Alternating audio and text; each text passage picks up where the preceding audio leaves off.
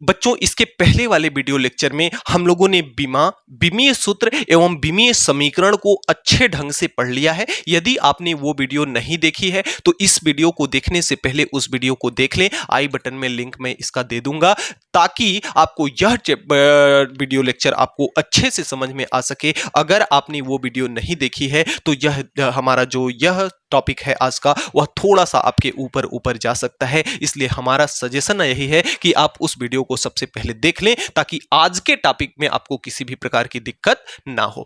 तो आज का जो हमारा टॉपिक है, देखिए हम लोगों ने विमीय सूत्र एवं विमीय समीकरण पढ़ लिया और आज का जो हमारा टॉपिक होगा वह होगा विमीय सूत्र के अनुप्रयोग यानी application of dimension formula. Dimension formula का एप्लीकेशन हम देखेंगे, अनुप्रयोग देखेंगे, जिसका सबसे पहला टॉपिक हमारा होगा विमीय समांगता सिद्धांत द्वारा विमीय सूत्रों की जांच करना। अब देखिए ये विमीय समांगता सिद्धांत क्या होता है कि जैसे अगर कोई भी इक्वेशन हम लिख लें कि जैसे गति का अगर हम पहला समीकरण ले लें, गति का प्रथम समीकरण v बराबर u प्लस क्या होता है आपका at होता है।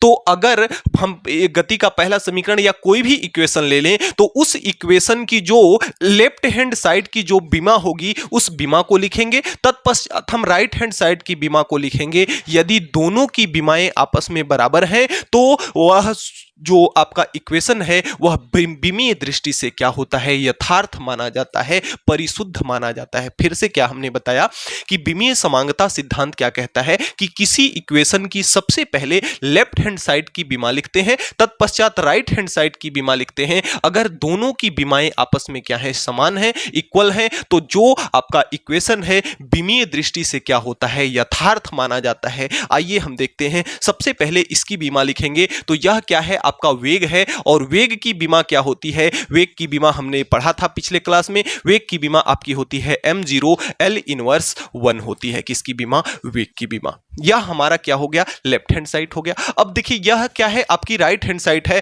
तो राइट हैंड साइड में यह क्या है, चाल है। चाल की भी विमा क्या होती है, m0 और L और t इनवर्स कितना होता है, 1 होता है। साथ में प्लस है तो प्लस लिख दिए। यह क्या है, a फार त्वरण और t फार समय। तो त्वरण की जो विमा होता है, त्वरण का जो विमीय सूत्र होता है वह क्या होता है, m0 और t इनवर्स कितना होता है, 2 और साथ में इनटू में इसके साथ क्या है, समय है, तो साथ में क्या हो जाएगा, एक आपका t हो जाएगा। अब देखिए ऐसा नहीं करेंगे आप कि यहां पे प्लस है तो इसको आप जोड़ने लगिएगा। यहां पे जोड़ा नहीं जाता, विमाएं आपस में कभी जोड़ी नहीं जाती। इसकी विमा अलग हो जाएगी और इसकी विमा अलग हो जाएगी। और अगर यह सूत्र विमीय दृष्टि से यथार्थ है तो इसको भी इसके बराबर होना पड़ेगा और इसको भी इसके बराबर होना पड़ेगा। आइए थोड़ा सा हल करके देख लेते हैं हम। यह तो इसको हम कुछ कर नहीं सकते, तो यह आपका रहेगा MLT इनवर्स, साथ में प्लस है।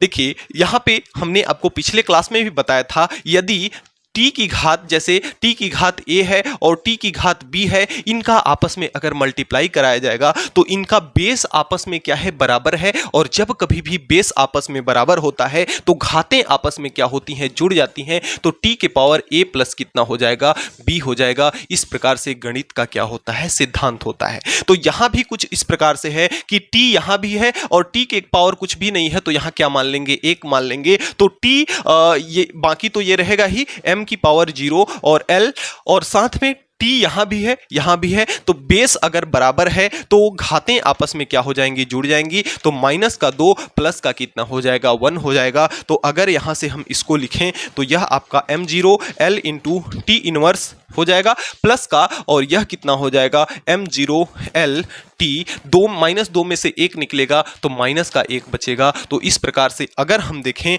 तो यहाँ पे लेफ्ट हैंड साइड कितना है, m0 L और t इनवर्स कितना है, t इनवर्स है। अब यहाँ से देखें तो यह जो आपका लेफ्ट हैंड साइड है वह इसके भी बराबर है और इसके भी बराबर है, यानी कि हमारा विमीय समांगता सिद्धांत के अनुसार लेफ्ट हैंड साइड और राइट हैंड साइड की विमा लिखने के पश्चात ये दोनों की विमाएं आपस में क्या है, बराबर है। अगर प्लस कहीं पे बीच में लगा है, माइनस कहीं पे बीच में लगा है, तो उस प्लस और माइनस से मतलब नहीं रहता, इसको भी इसके बराबर होना पड़ेगा और इसको भी इसके बराबर होना पड़ेगा, तब तो जाकर के यह जो सूत्र है, यह जो इक्वेशन है, यह विमीय दृष्टि से क्या माना जाएगा, यथार्थ माना जाएगा। तो इस प्रकार से हम फर्स्ट एप्लीकेशन को समझ सकते हैं। अब आइए हम एक बार आपको गति के दूसरे समीकरण को भी लेकर के थोड़ा सा समझा देते हैं, क्योंकि उसमें थोड़ा सा इससे क्या है, हट के है, अलग है। तो आइए उसे भी हम एक बार आपको एग्जाम्पल की सहायता से समझा देते हैं। तो अगले क्रम में अगर हम गति के दूसरे इक्वेशन को ले लें, तो जैसा कि आपको पता होना चाहिए,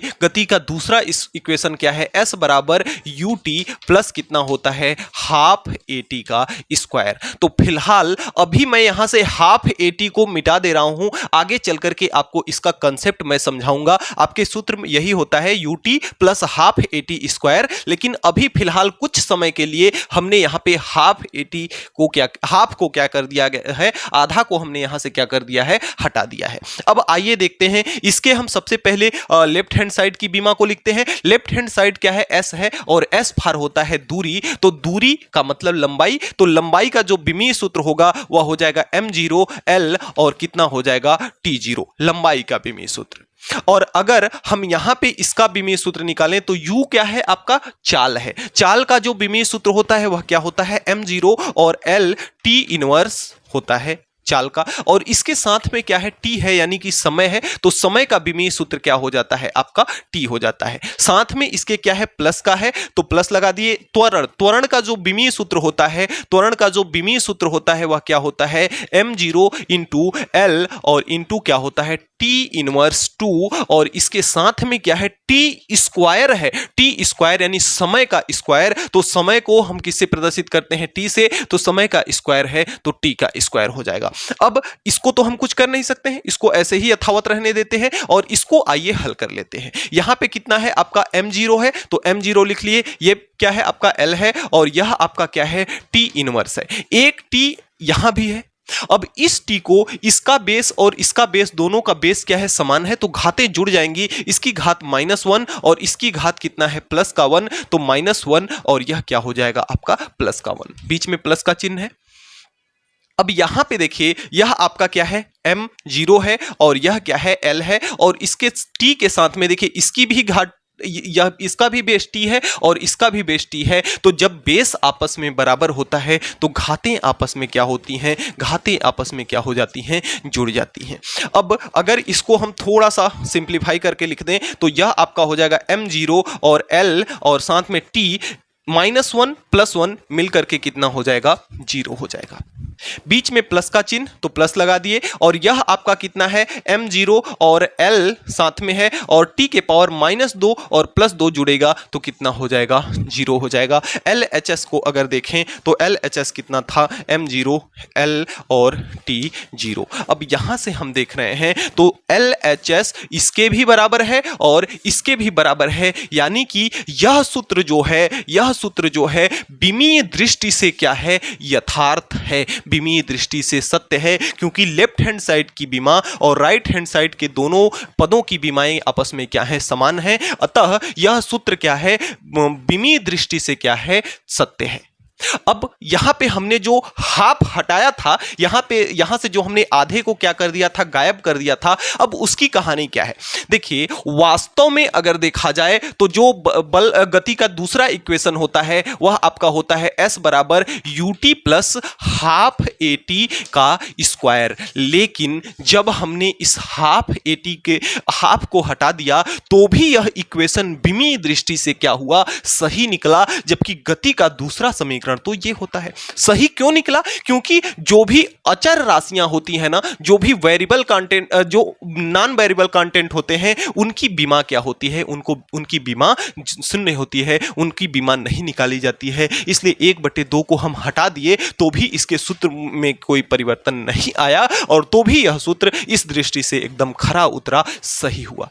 तो कुल मिलाकर के मोटी मोटी बात यहां से यह निकल के आती है कि यदि कोई भी सूत्र विमीय दृष्टि से यदि यथार्थ है, कोई भी सूत्र यदि विमीय दृष्टि से यथार्थ है, तो कोई जरूरी यह नहीं है कि यह भौतिक रूप से भी क्या हो, यथार्थ हो। क्योंकि यह जो सूत्र है विमीय दृष्टि से तो क्या है, यथार्थ है, लेकिन भौतिक दृष्टि से यह यथार्थ नहीं है, बल्कि भौतिक दृष्टि से यह यथार्थ है। तो आप एक नोट पॉइंट प्यारा सा डाल करके लिखिएगा कि कोई भी कोई भी विमीय सूत्र, कोई भी इक्वेशन को यह जरूरी नहीं है कि वह विमीय रूप से यथार्थ है तो भौतिक रूप से भी यथार्थ होगा, परंतु यदि वह भौतिक रूप से यथार्थ है, यदि वह विमीय रूप से यथार्थ नहीं है, अगर यह विमीय रूप से यथार्थ नहीं होता तो भौतिक रूप से भी यथार्थ नहीं होता।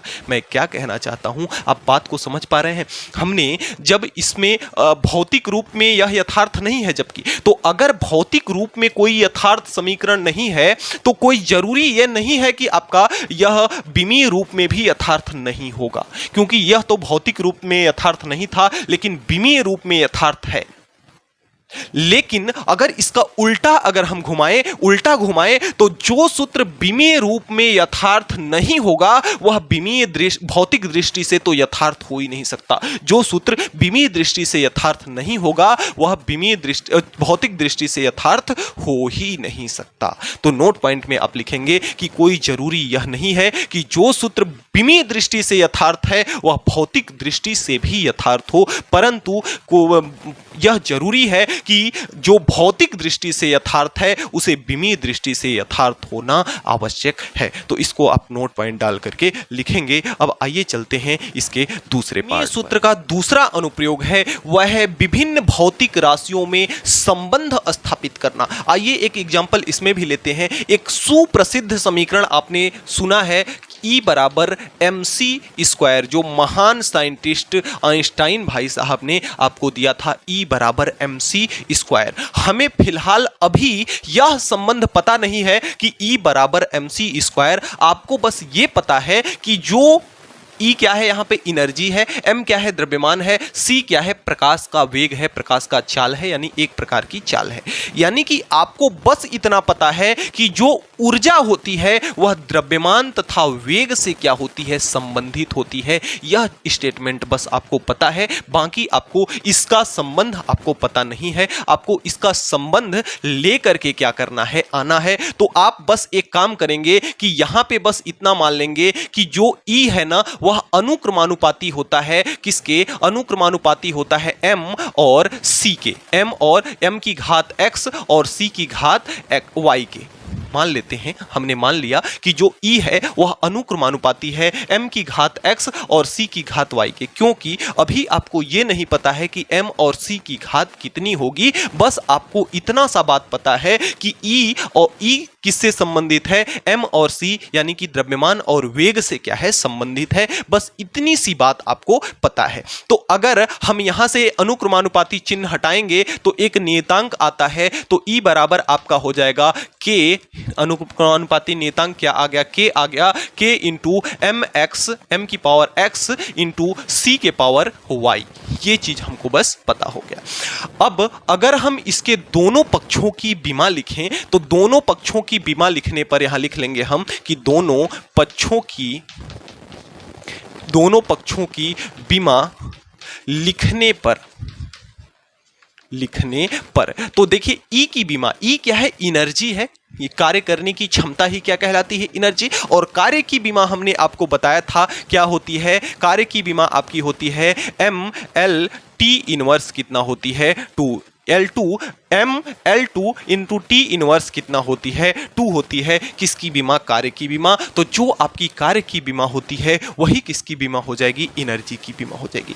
K आपका एक नियतांक है, तो कभी भी किसी भी प्रकार का अगर नियतांक हो या कोई भी अचर राशि हो, 1 2 3 4 5 6 हो, तो यह राशियां विमाहीन राशि होती हैं। तो K की तो कोई विमा होगी नहीं, तो K आपका यहां से क्या हो जाएगा, हट जाएगा, या K को K रहने देते हैं साथ में, और m आपका क्या है, द्रव्यमान है। और आप जानते हैं कि द्रव्यमान की जो विमा होती है वह क्या होती है, mL0T0। यह किसकी विमा होती है, द्रव्यमान की विमीय सूत्र होता है। और साथ में इसके क्या है, इनटू है, इनटू c क्या है, वेग है। और वेग की विमा आप सब जानते हैं क्या होता है, m0 into L T inverse. किसका बीमा होता है, वेग का बीमा। और इसके घात में कितना है, इसकी घात में कितना है, y। तो हमने क्या रख लिया, y रख लिया। अब आइए इसको थोड़ा सा हल कर देते हैं। तो k बराबर क्या हो जाएगा, जहां पे निर्वात में k का मान कितना हो जाता है, 1 हो जाता है। तो निर्वात के लिए k बराबर कितना हो जाता है, 1 हो जाता है। तो k ऑटोमेटिक यहां से क्या होगा, हट जाएगा। अब यहां बचेगा आपका क्या, m की पावर कितना है, 1 का जब x में गुणा होगा तो यह कितना हो जाएगा, m की पावर x हो जाएगा, x एकम x। और साथ में आपका इसके कितना है, l है, l की पावर 0 है। जब 0 में x का गुणा होगा तो कितना हो जाएगा, 0 हो जाएगा। t की पावर 0 है, 0 में x का गुणा होगा तो कितना हो जाएगा, 0 हो जाएगा। ठीक उसी प्रकार से इसको भी हल कर लेते हैं। m की पावर 0 है, 0 में y का गुणा होगा तो m की पावर कितनी हो जाएगी, 0 हो जाएगी। l का पावर 1 है, 1 में y का गुणा होगा तो यह कितना हो जाएगा, l के पावर 1 y हो जाएगा। और साथ में t के पावर -1 है, तो जब -1 का y के साथ गुणा होगा तो क्या हो जाएगा, आपका माइनस का y हो जाएगा। लेफ्ट हैंड साइड को हम यहाँ पे रख देते हैं, mL2 और t इनवर्स 2। और हम यह जानते हैं, इसको हम क्या करते हैं, देखिए हम ये जानते हैं कि जब आपस में बेस बराबर होता है तो घातें आपस में क्या होती हैं, जुड़ जाती हैं। तो इसको हम ऐसे ही रहने देते हैं, t इनवर्स 2 रहने देते हैं। और साथ में m और m बेस बराबर है तो इसकी घात जुड़ जाएगी, x प्लस कितना हो जाएगा, 0। तो x प्लस कितना हो जाएगा यहाँ से 0। और l बेस बराबर है, घात कितनी हो जाएगी, 0 प्लस y। फिर t 0 प्लस 0 माइनस का क्या हो जाएगा, y। तो इस प्रकार से ये हो जाएगा। अब फिर से इसको थोड़ा सा सिंप्लीफाई कर लें तो m के पावर और l के पावर 2 और t के पावर माइनस का 2 यहाँ है। इधर कितना हो जाएगा, m के पावर कितना है, x हो जाएगा, x में 0 जुड़ेगा तो x हो जाएगा, l 0 में y जुड़ेगा तो y हो जाएगा, t में 0 में से y निकलेगा तो माइनस का क्या हो जाएगा, y हो जाएगा। और अभी अभी हम जानते हैं कि विमीय समांगता वाला, अभी जब हमने पहला अनुप्रयोग पढ़ा तो विमीय समांगता ये बताता है कि यदि कोई भी इक्वेशन यथार्थ तब होगा जब विमीय रूप से क्या हो, समान हो, विमीय रूप से क्या हो, इक्वल हो, विमीय रूप से यथार्थ हो। तो यह इक्वेशन यथार्थ तो है, पर प्रश्न में कहा ही है कि यह समीकरण क्या है, यथार्थ है, क्योंकि E का संबंध m और वेग से होता है, द्रव्यमान और वेग से होता है। तो इसलिए समीकरण जो है यथार्थ है। तो जब यथार्थ है तो इसका विमीय सूत्र भी LHS RHS आपस में क्या होंगे, बराबर होंगे। तो यहां पे m के जगह पे कितना है, m का पावर कितना है, 1। तो m के जगह पे यहां पे कितना है, x है। तो x किसके बराबर होगा, 1 के बराबर होगा। L की पावर यहां पे कितना है, 2 है। L की पावर यहां पे कितना है, y है। तो यह y किसके बराबर होगा, इस वाले पावर के बराबर होगा, यानी 2 के बराबर। t के जगह पे यहाँ पे कितना है, माइनस का y है। तो माइनस का y यहाँ पे माइनस का 2 है। तो यह कितना हो जाएगा, माइनस का 2, माइनस से माइनस कट जाएगा, y बराबर कितना आ गया, 2। यानी x का वैल्यू 1 आया और y की वैल्यू कितनी आ गई, 2 आ गई। x की वैल्यू 1 आई, y की वैल्यू 2 आई। अगर इसको हम मान लिए होते पहले समीकरण नंबर 1 तो यहाँ पे हम ये लिखते कि समीकरण 1 में x व y का मान रखने पर, तो जब हम समीकरण 1 में x y का मान रख देंगे तो समीकरण 1 क्या है, E बराबर k का मान तो कितना होता है, निर्वात के लिए 1 होता है। तो k का मान 1 हो जाएगा। m की पावर x है तो m की पावर x और x का मान कितना है, 1 है। तो m की पावर कितना, 1। इनटू में क्या है, c है। तो इनटू में क्या हो जाएगा, c। और y का पावर कितना, 2। तो यहाँ पे y का पावर 2 आ गया। अब इस समीकरण को देखिए, क्या आइंस्टाइन भाई साहब द्वारा जो दिया गया समीकरण था, क्या यही समीकरण है, E बराबर mc²? जी बिल्कुल है। तो यहां से हमने क्या कर दिया कि विभिन्न भौतिक राशियों में संबंध स्थापित कर दिया। कौन कौन सी भौतिक राशियां थी, भौतिक राशि आपकी ऊर्जा थी, भौतिक राशि आपका द्रव्यमान था, भौतिक राशि आपका वेग था, और ऊर्जा, द्रव्यमान और वेग में हमने संबंध स्थापित कर दिया। क्या? E बराबर mc का स्क्वायर। तो इस प्रकार से प्यारे बच्चों बीमीय सूत्र के द्वारा, बीमीय एप्लीकेशन के द्वारा, बीमीय सूत्रों के एप्लीकेशन के द्वारा हम भौतिक राशियों में संबंध भी स्थापित कर सकते हैं। और यदि यह आपको इसको समझने में किसी भी प्रकार की अगर कोई कंफ्यूजन रह गई हो तो एक एग्जाम्पल इसका मैं और लेता हूं जिससे आपको बिल्कुल से क्रिस्टल क्लियर हो जाए। आपके पास प्रश्न है कि जो बल है द्रव्यमान तथा त्वरण पर निर्भर करता है, यानी कि जो बल होता है ना वह किस पर निर्भर करता है? द्रव्यमान तथा किस पर निर्भर करता है? त्वरण पर निर्भर करता है। तो बल, द्रव्यमान और त्वरण में आपको संबंध स्थापित करना है। अब आपको यह नहीं पता है कि यहां पे m की पावर कितनी होगी कि a की पावर कितनी होगी, यह चीज हमको क्या करना है? पता करना है। तो हम बस मान लेते हैं कि जो m की पावर क्या है? x है और a की पावर कितनी है? y है। और अगर अनुक्रमानुपाती चिन्ह यहां से हटा देंगे तो एक नियतांक आएगा जिसका वैल्यू अंतिम में जाकर के कितना हो जाएगा? अंतिम में इसका भी वैल्यू जाकर के कितना हो जाएगा? नियतांक की वैल्यू 1 हो जाएगी, क्योंकि निर्वात में नियतांक का मान कितना होता है? 1 होता है। तो हमने ये मान लिया, हमको ये नहीं पता था कि m की पावर कितनी है कि a की पावर कितनी है, तो हमने ये माना कि F और बल और द्रव्यमान और त्वरण में एक संबंध तो है, यानी कि बल जो है द्रव्यमान और त्वरण से तो संबंधित है, लेकिन इसकी पावर कितनी है ये हमें नहीं पता था। तो एक की पावर हमने x मान ली और दूसरे की पावर हमने y मान ली और इसको मान लिया हम समीकरण नंबर 1। और यदि यह माना हुआ इक्वेशन हमारा यथार्थ है, माना हुआ इक्वेशन अगर हमारा सही है, तो वह बीमीय दृष्टि से क्या होगा? उसका LHS की बीमा और RHS की बीमा आपस में क्या होगी? बराबर होगी। तो यहां से हम कह सकते हैं इसको, यहां से हम इसकी बीमा अगर निकालें LHS की बीमा, तो बल की जो बीमा होती है क्या होती है? ML T इनवर्स कितना होती है? 2 होती है। बल की जो बीमा होती है कितना होती है? ML T इनवर्स 2 होती है। अब अगले क्रम में यहां पे क्या है? द्रव्यमान है। K तो बीमाहीन राशि है, नियतांक है, तो K की बीमा तो हट जाएगी, या K को K रहने देते हैं, बाद में इसका मान 1 रख लेंगे। और M क्या है? आपका द्रव्यमान। द्रव्यमान की बीमा क्या होती है? ML0 और T0। और इसके पावर कितना है? x है, तो पावर हमने क्या रख लिया? x रख लिया। साथ में यह क्या है? त्वरण है। त्वरण की जो बीमा होती है वह होती है m0 और L T इनवर्स कितना होती है? 2 होती है किसकी? त्वरण की बीमा। और इसका पावर कितना है? y है।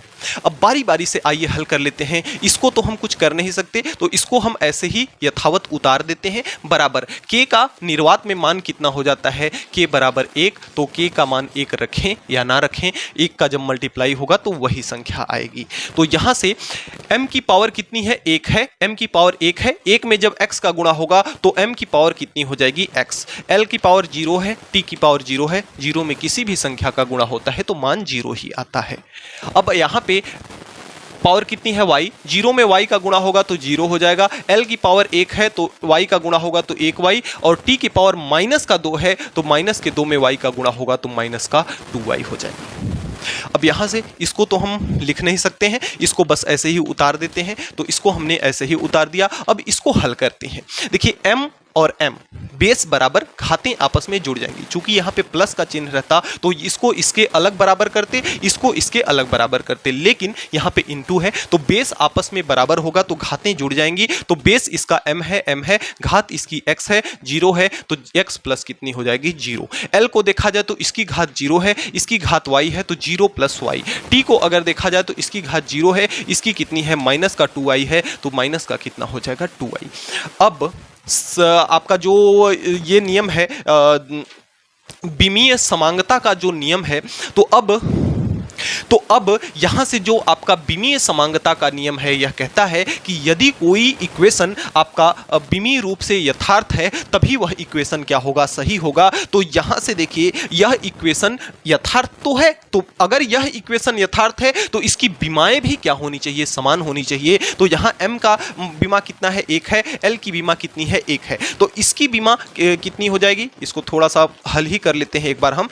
0 में x जुड़ेगा तो x, 0 में y जुड़ेगा तो y, और t में आपका -2 में y जुड़ेगा तो माइनस का 2y। ये हमारा क्या आ गया? विमीय सूत्र आ गया। और इधर आपका क्या है? m1 l1 t inverse 2। अब देखिए अगर ये दोनों ही यथार्थ हैं तो इनकी घातें आपस में क्या होंगी, बराबर होंगी। भाई ऐसे भी देखिए कि यहाँ पे बराबर चिन्ह ये बता रहा है कि यह बीमा और यह बीमा आपस में इक्वल है, बराबर है। तो यह बीमा और यह बीमा आपस में इक्वल यानी कि बराबर कब होगी, जब इनकी घातें आपस में बराबर होंगी। तो m की घात कितनी है, x है, इधर m की घात 1 है, तो यह दोनों बराबर कब होगा, जब m की घात दोनों आपस में क्या होगी, बराबर होगी। यह इक्वेशन बराबर कब होगा, जब l की घात दोनों साइड की क्या होगी, बराबर होगी। तो इधर y है, इधर 1 है, तो y बराबर कितना, 1। और अगर t में देखा जाए तो यहाँ पे माइनस का 2 है, तो माइनस का 2 बराबर माइनस का 2y, माइनस के 2 से माइनस का 2 कट जाएगा, y बराबर यहाँ भी कितना आ जाएगा, आपका 1 आ जाएगा। अब x का मान 1 और y का मान आपका कितना आ गया, 1 आ गया। अब इस मान को, x और y के मान को अगर हम समीकरण में रख देते हैं तो यहाँ पे हम लिखेंगे समीकरण 1 हमने इसको माना है, समीकरण 1 में x व y का मान, x व y का मान रखने पर, तो यहाँ पे क्या है, आपका f है, तो f बराबर k का मान तो 1 है, 1 रखें या ना रखें कोई मतलब नहीं है। m की पावर x है तो m की पावर 1 और a की पावर y है, y की पावर 1, a की पावर y, क्योंकि x का भी मान 1 है, y का भी मान 1 है। तो हमने क्या किया कि इस समीकरण में m की पावर x थी तो x के जगह पे x का मान, a की पावर y थी तो y के जगह पे y का मान। तो यहाँ से जो f बराबर निकल के आता है m इंटू कितना निकल के आता है, a आता है। अब जो हमारा न्यूटन भैया का सेकेंड लॉ था f बराबर ma, क्या यह समीकरण सही है कि नहीं है, क्या यह संबंध सही है कि नहीं है? जी बिल्कुल सही है। f बराबर किसके होता है, m इंटू a के बराबर होता है। यानी कि हम विभिन्न भौतिक राशियों में संबंध स्थापित कर सकते हैं, किसके द्वारा, विमीय सूत्रों के अनुप्रयोग के द्वारा। तो इस प्रकार से प्यारे बच्चों हम प्यारे प्यारे संबंधों को पढ़ सकते हैं और इसकी अगली क्लास जो होगी वह अगली वीडियो में बताई जाएगी। तो आज के वीडियो में इतना ही। हमें उम्मीद है कि आज हमने जो भी पढ़ा आपको अच्छे से समझ में आया होगा। फिर भी किसी भी प्रकार का अगर कोई डाउट है तो आप नीचे कमेंट बॉक्स में कमेंट जरूर करेंगे, आपकी प्रॉब्लम को सॉल्व किया जाएगा।